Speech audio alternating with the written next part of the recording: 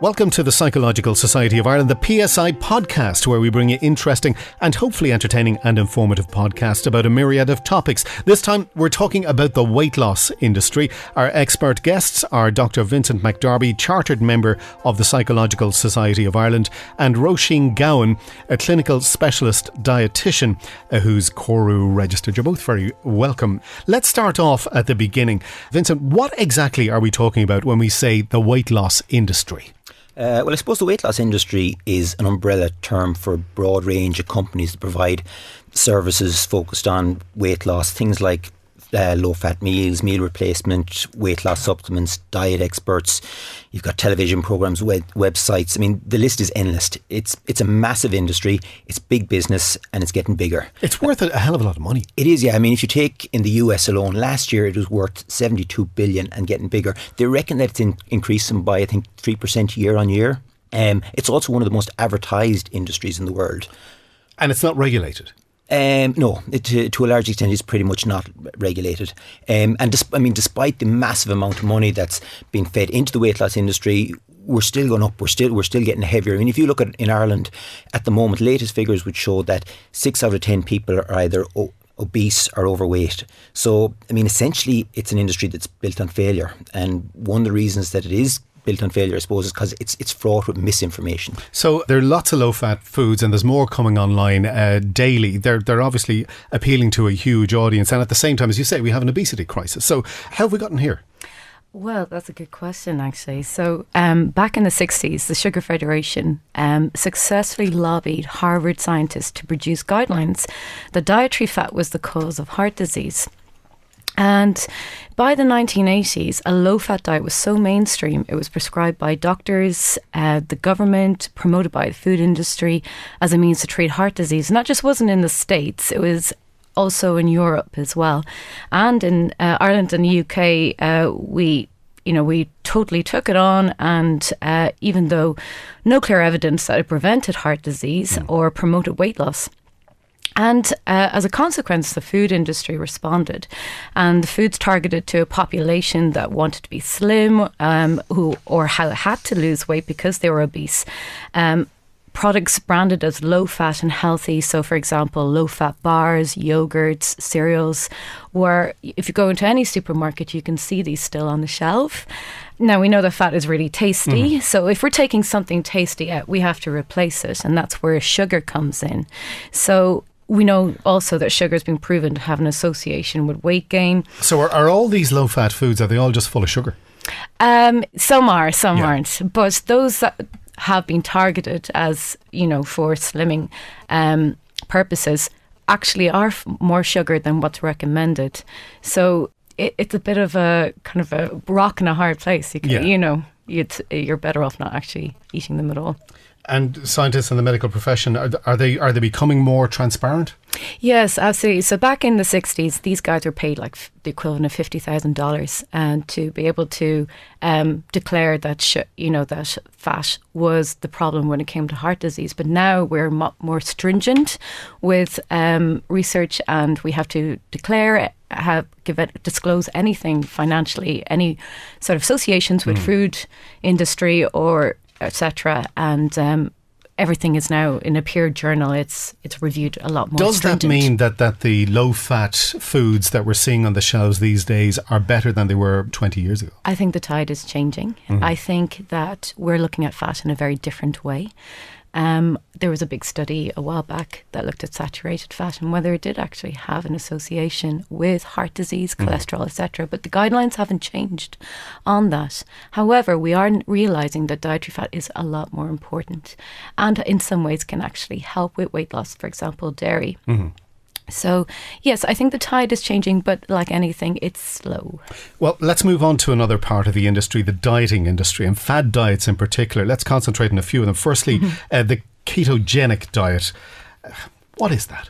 So ketogenic diet is really popular at the moment. If you go onto any social media platform, you'll see a lot of these people who go to the gym, and it's really popular. It's basically like other extremely low carb, high fat protein diets, like the Paleo, Atkins, or the South Beach. And What it means is you're just cutting out food groups such as your carbohydrates. You're using ketones, which is a byproduct of fat, metabolized in the liver, and that's your main source of fuel. So dieters put themselves in something called a metabolic state of ketosis. Now, there are no studies that have proven that this is an effective way to lose weight and maintain the weight loss. So you could experience dramatic weight loss, but in a short term, and at the same time feel pretty rough. Some people are using these type of fad diets like ketogenics, for example, to kickstart a diet, but then you also have to be able to start to integrate normal healthy eating as well, because sustainably you can't just not eat fruit and vegetables for the rest of your life. It's just not sustainable. And also having too much saturated fat, I mean, it's still associated with raising your cholesterol levels, and we know that elevated cholesterol is not good for heart health. So you have to have a timeline if you're going to be doing these type of things. Tell me about the alkaline diet. I find that one really interesting. Okay, so this is popular with a lot of celebrities. And basically what this is that the idea is foods can alter the pH in your blood, making it more acidic or more alkaline. Now, the pH in your blood is always set at around 7.4. That's just normal homeostasis. That's just the way that your body works.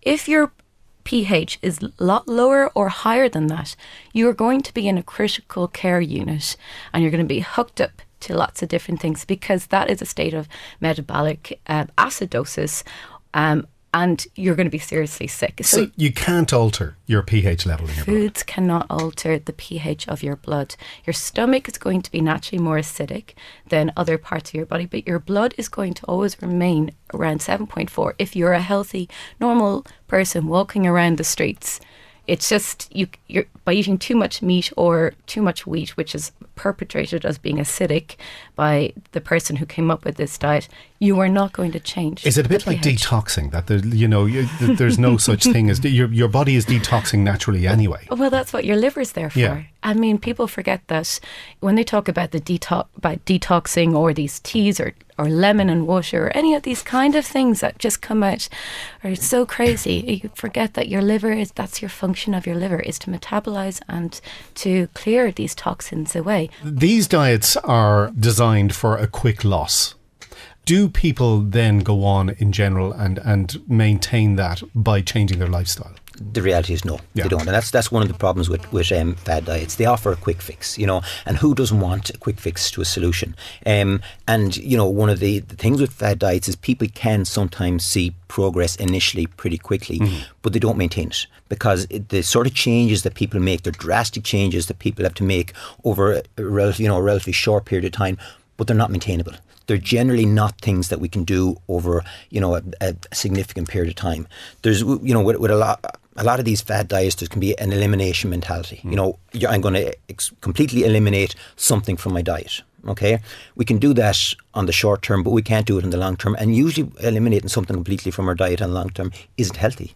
Yeah, for example, if you're cutting out dairy or even that whole food group of foods that are rich in calcium or vitamin D, I mean, we already are depleted. Like, we already have to supplement our diet with vitamin D because of where we don't get much sun. So over the long term, you can just see people becoming deficit in certain nutrients. Or people will decide themselves that they want to go gluten-free. But people foods that are high in that are gluten-free are high in fat, because again, they've had to take out something to make the food taste tasty. So they've added extra fat. So in actual fact, gluten-free food is not more healthier than other foods. It's got more fat in it. So you're not going to actually be able to achieve that weight loss that you wanted to. They're really, a lot of them are they're appealing to our vanity more than our sanity. They're selling these quick fixes, and they're very much focused on things like, you lose 2 inches around your waist, 3 inches around their waist. They don't focus on things like, well, this will reduce your risk of cardiovascular disease. So we tend to focus on those kind of wrong. They're selling us on the wrong things. Speaking of them selling us, I mean, there have always been brand ambassadors for products, including weight loss products. Do you think the current social media influencers who are doing this are much different from the ones who are appearing in commercials for these products in years gone by? No, I think, obviously we've seen, with social media, it's a whole new medium in which this sort of advertising is happening. We're having these brand ambassadors. It's the same nonsense being peddled in a different way. Research would show that things that we associate, products that we associate with celebrities that we're more predisposed to, we're going to be more predisposed towards those products. So these companies are tripping over themselves to associate their product with the latest celebrity, whether that's a person that's a sports star, or it's an Instagrammer, or it's an influencer, or whoever it is. If they can get their product associated with these people, and people are positively inclined to them, they're going to be positively inclined to their product. And a lot of times these people, they're associating their current, particularly if they're looking well and they're looking healthy, well, it's because I'm taking whatever the product is, which is not necessarily the case. We remember, was it a number of years ago, Fern Britton, the presenter over in the UK, and she was on about, she lost a lot of weight, and she was very much promoting, I think it was a certain diet that she was on, and was promoting it heavy, and and it turned out a couple of years later that she'd actually got a gastric bypass. I remember that actually come from. 20 years ago, if somebody was a brand ambassador for one of these diet companies, they were doing 30-second commercials, they were on TV, they were on radio, they were in the newspaper. You knew it was a commercial. With influencers, you don't always know you're being sold things. And I know they're supposed to use hashtag ad and hashtag sponsorship. They don't always. So does that make it more difficult for people to see through it? Yeah, absolutely. Particularly in the likes of Instagram. Most of these Instagram celebrities, as they are, they're getting sponsored, they're getting paid by these different companies to promote those products, and they're not being upfront, a lot of them, that these are actually things that they're being sponsored for. What about the TV programs like the Operation Transformations and The Biggest Loser? They are very, very popular. Are they more entertainment than informative? Yeah. They're not science, they're entertainment. We can take a pragmatic approach and say, well, actually, look, they do at least raise public consciousness about, about weight loss and healthy behaviour and that. But the problem is that they promote a lot of behaviours towards health loss that we know are actually counterproductive in terms of weight loss. If you look at the likes of those programs, they focus on very much so kind of big changes over short periods of time, because the programs themselves, they'll only last for maybe 10 weeks. 10 weeks. And what they look at is people that make massive changes in their lifestyle over short periods of time, but they're completely unsustainable. And also you have the issue where you viewers at home, they're very much so encouraged to, you pick some contestant that you feel is like yourself, and say, okay, I'm going to follow what they're doing. I'm going to follow, their dietary pattern, their exercise pattern.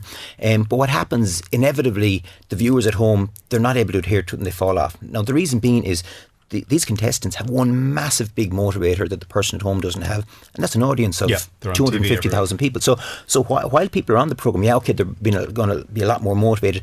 The person at home, generally, they can start, the changes that they can see the contestant doing, they can follow it for a period of time, but they'll drop off. What happens in the end then is the person at home feels, well, the problem is me. Okay, I didn't have the motivation, I didn't have the ability, and they start to become demotivated and saying, well, what's the point?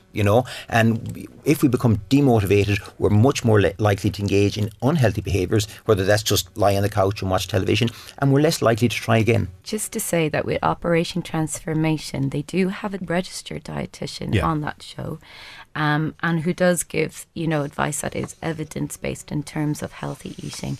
I don't know what those contestants are like a year or two later, but just to kind of put that point in as well. So they do demonstrate, I suppose, effective ways of losing weight, but whether it's maintained or not is another thing.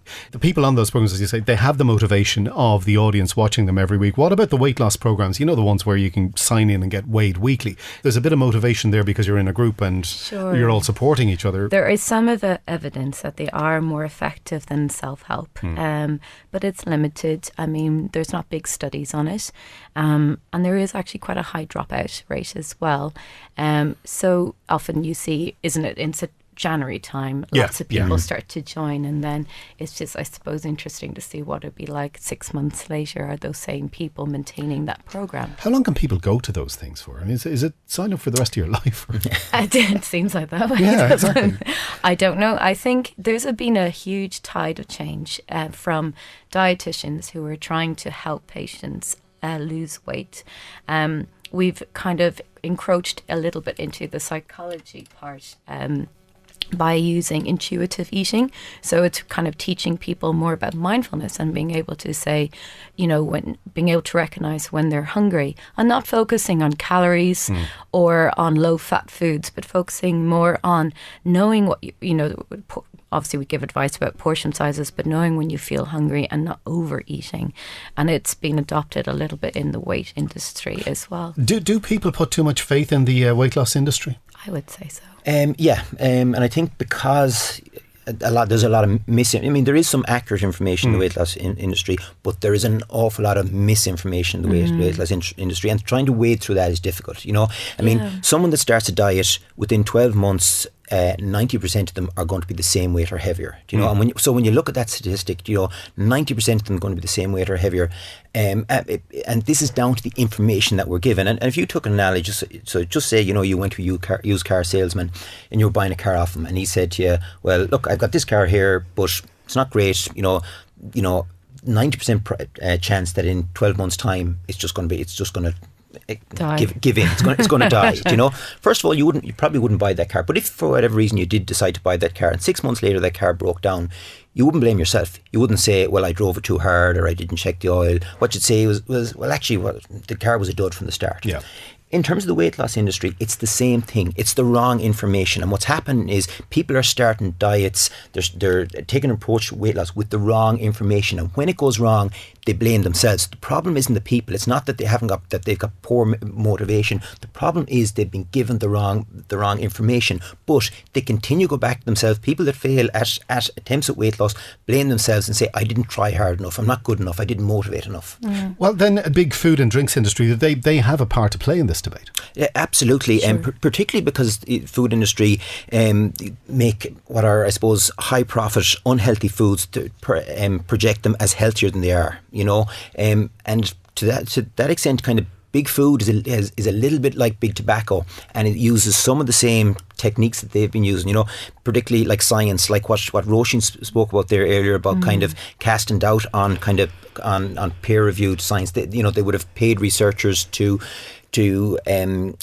make kind of peer-reviewed science appear as junk science, but without appearing transparent at the same time. Yeah. They associate their products with healthy behaviour. You look at, for instance, our GAA Cool Camps are sponsored by Kellogg's. You look at the likes of the biggest sponsors of the Olympics would be the likes of Coke and McDonald's. So these are kind of basically associating. But to be fair, they're okay in moderation. They're okay in moderation, but they are being promoted to a certain extent. They're being associated with healthy behaviours to give more of an inclination that these are actually healthy foods. Healthy foods, as opposed to. Yeah, and you've also got what also big tobacco would have done. It would have kind of created when there was starting to be concern in relation to the potential damage that smoking did, and that smoking was related to lung cancer and heart disease. They started bringing new products that were healthier products, and we see some of that as well in the food industry, where we think like the most obvious example would be things like diet drinks. I mean, Roisin, I suppose you know kind of some of the research on diet drinks. So they were talking about how sweeteners, for example, there's some studies that would say that if you're having, sweeteners, that it can play the same sort of role on your brain as sugar does, and therefore make you want to eat more sugary foods. And then there's other studies that kind of say that that's not the case, but they're slightly smaller studies. But it goes to show that if you think that you're just drinking Diet Fizzy drinks, thinking that it's a healthy drink to drink, it's not really playing a role in healthy eating. Can the people not be expected to take responsibility for their own intake, though? Well, that's a good question. But one of the questions, if I was to turn this on its head and just say, if people are trying to lose weight, effectively what they're trying to do is they're trying to lose adipose tissue, excess fat. So where does that fat go? Not many people can actually answer this question. Do you know where fat goes when it's gone? I've never even heard of whatever that kind of fat is. It's exhaled by our lungs. Okay. That's where fat goes. So too much food obviously is converted into triglycerides, or a type of breakdown of fat, component of fat, and it's stored as fat as we know it. Now, when we try to lose up weight, what we're doing is we're using up stored fat. And the chemical equation of that is C55H1O4 and O6. So that's carbon, hydrogen and oxygen. So basically we are exhaling carbon dioxide, which is part of the fat. When we use it up, that's where fat is going. But how do we exhale it? Well, it's actually from reducing what we're eating. So we're not contributing towards stored fat, and it's moving more. And that's how chemically or scientifically we lose weight. Simply put, eat less, eat less, move more. Yeah, exactly. But why do people not take responsibility for doing that themselves? I think people do take responsibility for doing that themselves, but we can make the environment easier. Okay, I mean, nobody wants to be in the nanny state, but we can do things that make it easier for people to live a healthy lifestyle. I mean, things. People talk about things like sugar tax and that, and there's the research is unsure whether the actual impact that has. But an example would be something like, for instance, if you look at primary school children compared to when I was in primary school, the lunches that people brought in were extremely unhealthy. Now most primary schools have a healthy lunch policy, so the children bring in healthy lunches. So it's much more easy for children or for parents to actually send a healthy lunch to school with a child, and that'll be eaten because that's what's happened. That's the environment there. So there's an example of kind of changing the environment to make it easier to engage in healthy behaviours. I would have said the exact opposite, because kids I see nowadays tend to, said he sounding like a real outlaw, they're out having their McDonald's for lunch, or they're out having a roll from the centre, rather than something healthy being prepared at home. Well, portion sizes are a lot bigger these days than they would have been back in my day, or back even 30 or 40 years ago as well. So you mentioned a roll. So half a baguette is almost like the equivalent of 2 or 3 portion sizes of sliced bread. So people are probably not as aware of portion sizes, and if they were, they would be quite surprised as to what one serving of a carbohydrate is. Yeah. And I think you're talking about there, when you say, kind of kids having unhealthy lunches, going to McDonald's, that tends to be secondary school children, where they have more control. I suppose what I was talking about was primary school children, where the school has much more control over what they eat. And I think their lunches are a lot more healthy than what they would have been a generation ago. And if you can get them, then you can train them, I suppose. Absolutely. And the research shows that, healthy eating patterns are set up in early childhood. Right then, we're coming towards the end. How do we successfully lose weight? Well, it's not a quick fix. Okay, it's about making small, achievable changes that we're able to maintain over time. There's a tendency, like we spoke about earlier, to do things because I may have a holiday coming up or a wedding coming up, so I want to lose a significant amount of weight in a short period of time.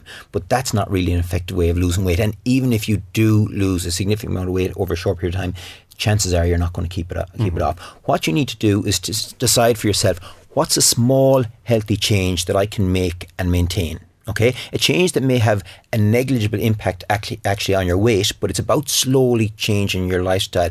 Once you make that change, and if you're able to maintain that change, you build on it. Because what happens is, okay, we make changes as regards our lifestyle, and then life happens. We become stressed. We don't know what's around the corner. And once we get stressed, we go back to old patterns of behaviour. So if we make big change, that change goes at that time of stress. If we make small changes that we're able to maintain at times of stress, we continue to maintain those small changes. So it's about making small changes and building up on them over time. So it's a number of small changes. Yeah, it's just, and 1 or 2 changes that won't seem like such a huge, overwhelming thing to do either. When we give education to clients who are trying to lose weight, obviously we give the science, we talk about healthy eating, we talk about portion sizes, but we look at what they're eating at the moment and we say, what are 1 or 2 things that you can change from this? So for example, maybe not having 3 snacks in addition to 3 meals a day, maybe sort of reducing alcohol intake during the week, if they're having more than the units that are recommended. Although I'd say quite a lot of people have units that are more than recommended. No idea what you're talking about. Reducing portion sizes, having, changing from a baguette to 2 slices of bread. Little things like that can actually make a change over a long term in terms of calorie deficit. And moving more, as we know, is good for our mental health, but it's also good for, as I was trying to explain about the whole science part of, expending energy and exhaling out through your lungs. Fat, in inverted commas. Yes, exactly. Is it easier to get out a food group altogether rather than, like, say, take biscuits, to give up biscuits altogether rather than have the odd biscuit?